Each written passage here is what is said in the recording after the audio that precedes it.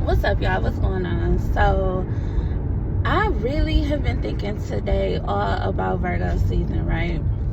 It's the end of August, and we're getting ready to move into a more structured way of being. And I kid you not, every September, whatever is going on in my life, my father's energy always surrounds me around this time of year. And number one, his birthday is in September, so that's a really special day for me. It really makes me think about my father in general and how he was when he was alive. My dad was very jokey. He loved to have a good time, just like me. He loved to just kind of put himself in a certain state of mind, a certain way, and he's in there. Like, whenever he's having a good time, he is having a good time, honey, and nobody can stop him. But the more serious side of him that not a lot of people really saw when he was alive, if you saw it, that means he loved you to death. He's extremely no nonsense in a way. Perfection, honestly, the closest thing to perfection that I could possibly think of when it comes to the way that he liked to do things. And mom, he used to get mad at my mom because my mama, this is not the one I was trying to come to. Okay, y'all, I had to stop. But yeah, he used to get mad at my mom because she would have like this pile of stuff, right? she would have like a pile of stuff in her purse, and she would take all her stuff out her purse and put it like in a pile next to her, and she would deal with it as she needed to. Apparently he was OCD. So I'm thinking about my dad as September is approaching because my dad always have these sayings, and I'm gonna say have because his spirit lives through me still. He has these sayings to where they're simple. They're very simple sayings, but they really get down to the core of what you need to know that he's speaking on. And a little bit after he passed away, I had a dream about him. And in the dream, it was me slowly packing some clothes and putting them in boxes. And what I gleaned from the dream was, step by step, you're going to get to where you need to be. So that's my message to y'all today. Step by step. You know, every step that you take is getting you closer to where you truly desire to be in this life. And make no mistake, when you get to that point, you're still going to have work to do. It's never completed. It's never going to be done. So give yourself grace. And one of his other sayings is all is to it is to do it. Very simple, but it's powerful, because all you have to do is just do it. And someone else very impactful in my life has been telling me that too. Things could be so much more simpler than what you're making it. And a lot of times we feel like it just needs to be this big grand transition or change. Sometimes just go with the flow of what you need to do and just do it. Just do it. Literally just do it.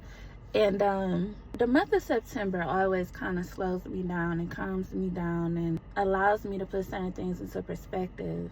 And it's honestly the perfectionist aspect of it, because although we say we don't need to be perfect, we say that we don't need to aim to some level of perfection to start to get ourselves in gear.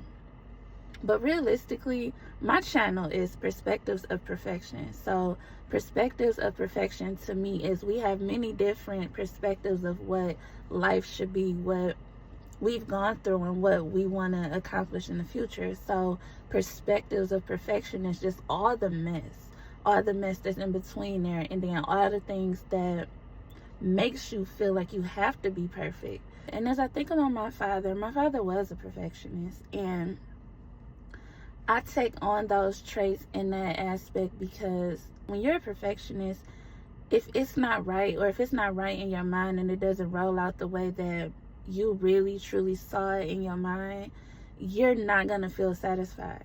You're either going to freeze, which It's never a good idea, because when you freeze you, that's when the procrastination starts. That's when the self-doubt starts. That's when the insecurity starts. That's when you really start to allow those other voices that's not pushing you forward, you allow those voices to take a hold of you. You make being a perfectionist a thing, and make it to be a thing to where you get it done.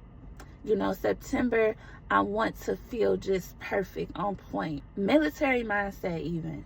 And I'm so serious, because that's really honestly what it takes. I ate the last of my edibles. I am not going to the dispensary for a while. At least for this month. Ooh, that's a strong statement. You know what? Forget it. I'm not going to the dispensary no more for the month of September.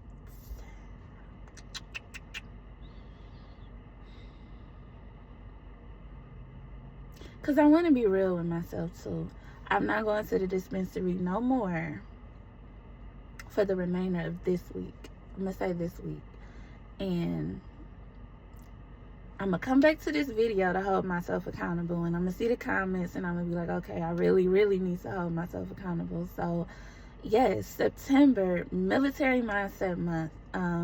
My dad used to have this way of speaking to my cousins out here. I wasn't around at the time, but he would speak to them like they was in the military, and he was just so no nonsense with it. Of course, they had fun with it because they were in the front of the yard, so you know. But from what I hear, he took it so serious. So that's what I'm gonna do for September, military mindset month. So all my Virgos, I love y'all, and I will see y'all in my next video.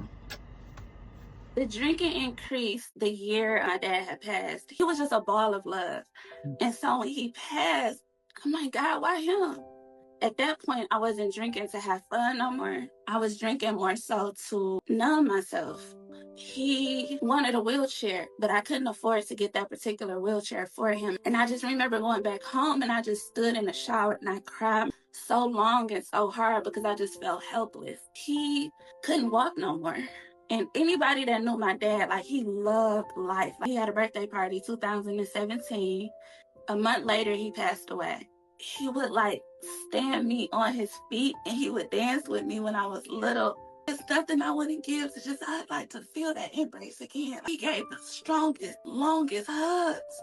And my mom used to say he was too good for this world. And I said, Daddy, if you get better, you'll be able to go home. And he was just like, I'm going home to Jesus, baby. He went in on a Friday. He passed away that Monday.